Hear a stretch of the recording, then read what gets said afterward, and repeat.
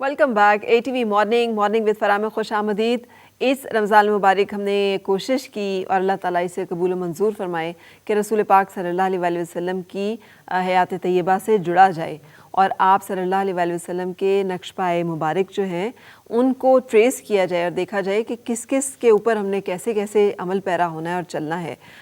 इस काविश में professor doctor Abdul Basit मुजाहिद साहब हमारे साथ रहे। आप मुअर्रिख भी हैं, आप स्कॉलर भी हैं, थैंक यू वेरी मच। आज हम वाइंड अप करेंगे रसूल पाक सल्लल्लाहु अलैहि वसल्लम की जो हमने हयात तय्यबा पर एक नज़र डाली और कुछ बातें मज़ीद शेयर करेंगे। आज हमारे साथ जो है मोहम्मद रमीज़ भी हैं, नात रसूल मकबूल सल्लल्लाहु अलैहि वसल्लम पेश करेंगे और तालिया ईमान भी हैं। अस्सलाम वालेकुम। आपको भी अस्सलाम वालेकुम। वालेकुम अस्सलाम। मैं चाहूँगी कि हम बात शुरू करने से पहले नात रसूल मकबूल सल्लल्लाहु अलैहि वसल्लम पेश करें बारगाह अक़दस में और उसके बाद फिर हम अपनी गुफ्तगू को आगे बढ़ाएं।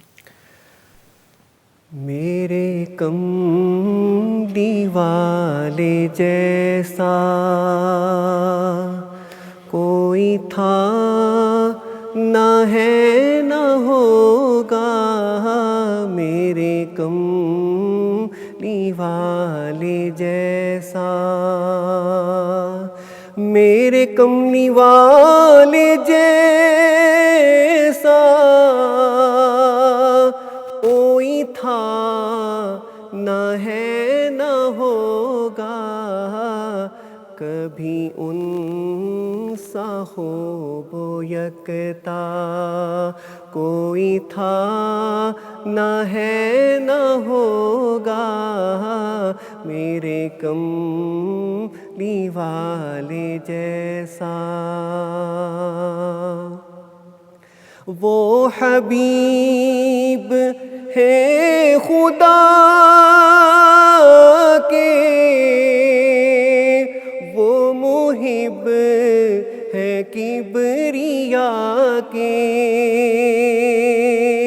वो हबीब है खुदा के, वो मुहिब है किबरिया के, किसी तौर उनसे बाला कोई था न है न होगा,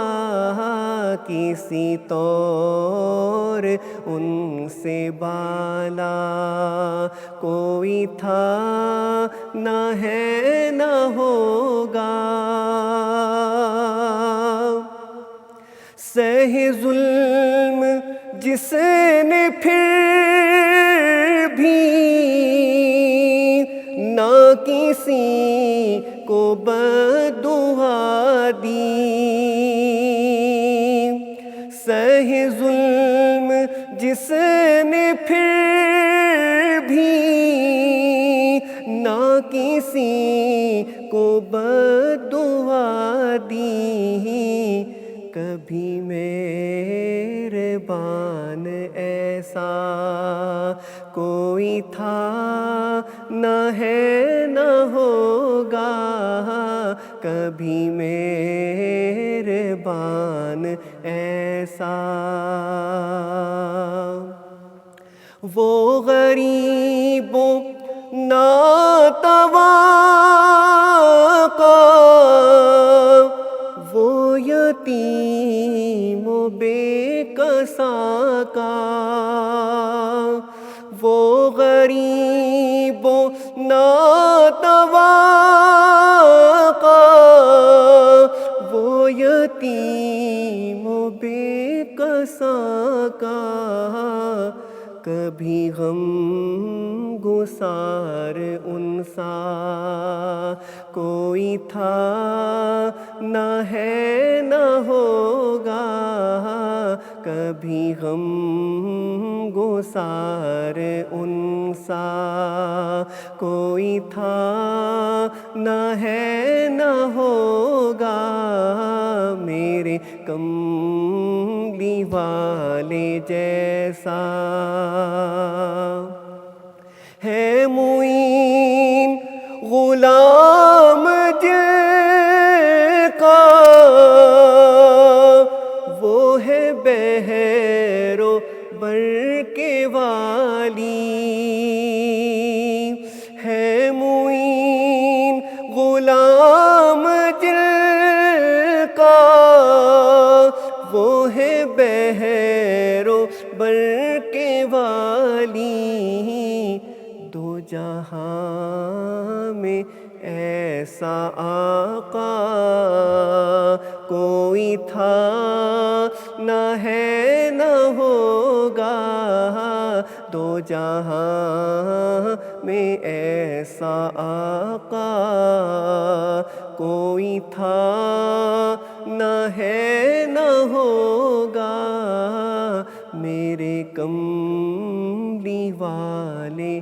جیسا۔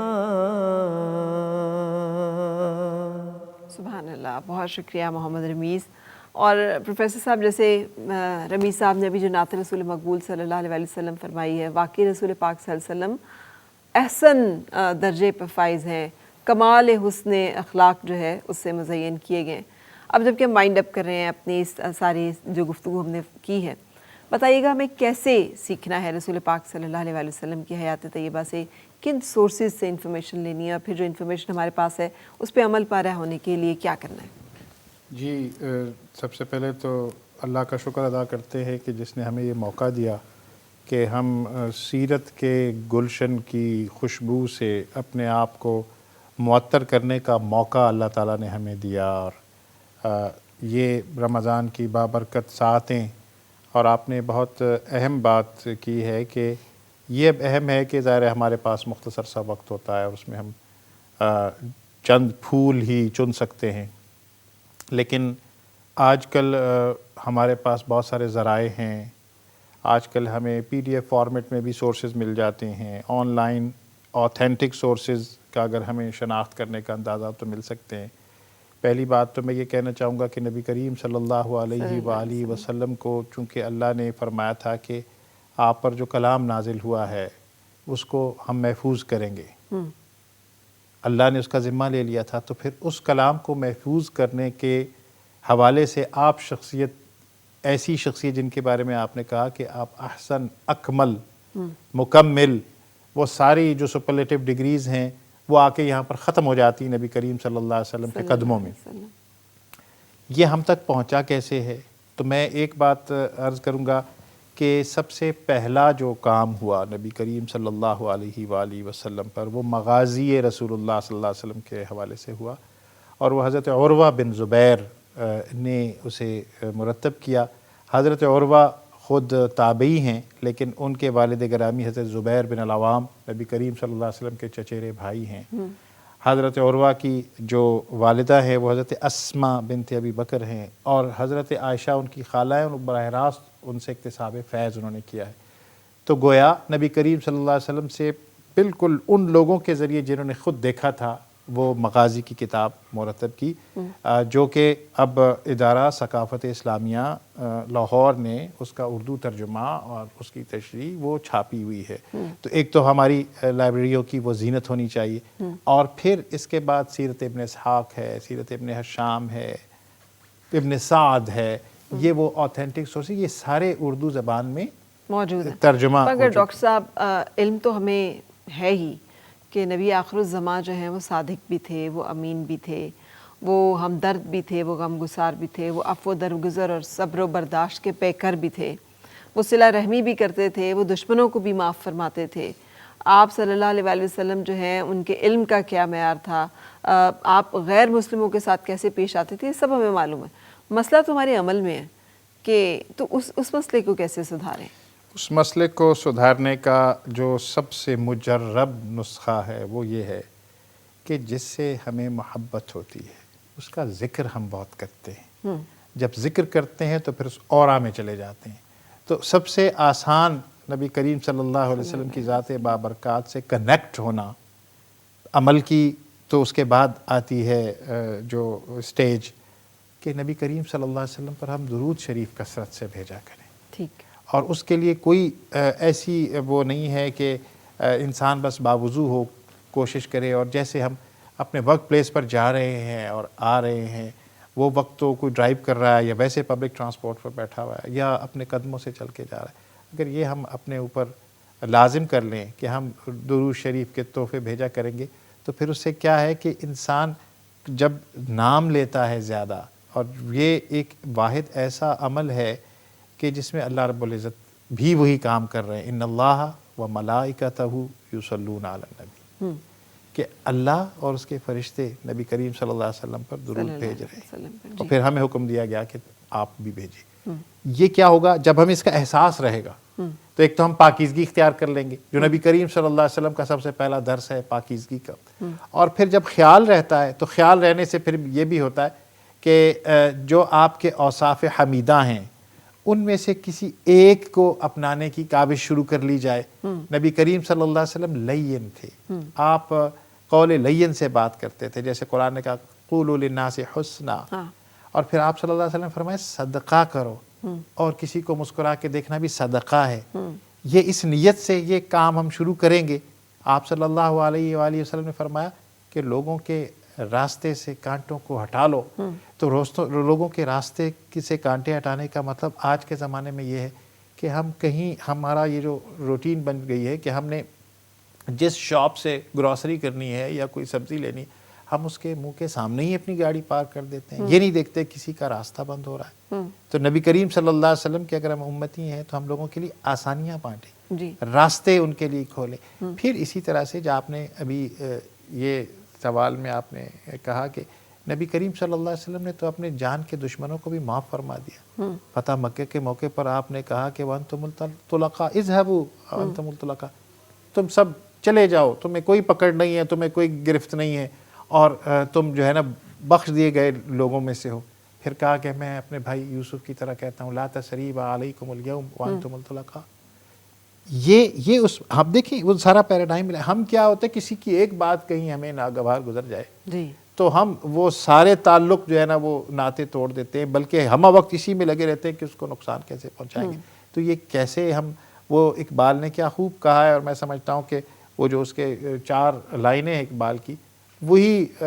سب کو جو بھی پڑھتا ہے اس کے لیے مغفرت کا سامان بن جاتی ہے، جس کا مفہوم یہ ہے کہ اقبال کہتا ہے کہ اللہ کو مخاطب کر کے کہ اگر میرا حساب لینا ناگزیر ہو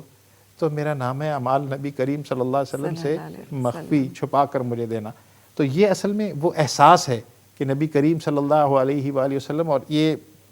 کیسا اعزاز ہے۔ یہاں ایک اور بات جو میرے ذہن میں مان آئی ہے وہ یہ ہے کہ جو اللہ کے نیک بندے یہاں سے گزر جاتے ہیں تو ان کو ہم یہ نہیں کہتے کہ وہ فوت ہو گئے ہیں، ان کا ہم کہتے ہیں وصال ہوا ہے، واصل ہو رہا ہے۔ اور پھر جو آپ دیکھتے ہیں نیک لوگوں کے، جیسے ہم دیکھتے ہیں کہ رومی کا وہ شب عروس منائی جاتی ہے جس دن وہ دنیا سے گئے، یعنی کیوں؟ وہ اللہ اور اللہ کے حبیب سے ان کی ملاقات ہو رہی ہوتی ہے، اور رسول پاک صلی اللہ علیہ وسلم کے آخری الفاظ بھی یا ربی یا رفیق الاعلیٰ،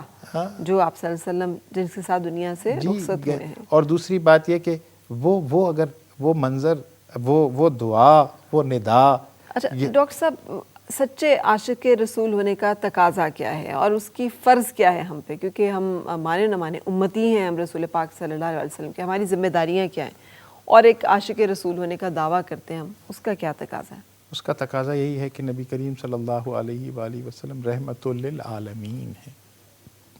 تو ہمیں اس رحمت کو اپنانا ہوگا۔ ہم کیا باعث زحمت تو کسی کو نہیں بن رہے، وہ رحمت اتنی وسعت ہے اس میں، جیسے اللہ رب العزت نے فرمایا کہ رب العالمین ہے وہ، تو کہا رحمت للعالمین۔ اور رسول پاک صلی اللہ علیہ وسلم نے فرمایا مسلمان وہ ہے جس کے ہاتھ سے، جس کی زبان سے دوسرا محفوظ ہو، دوسرے لوگ محفوظ رہیں۔ ہاں،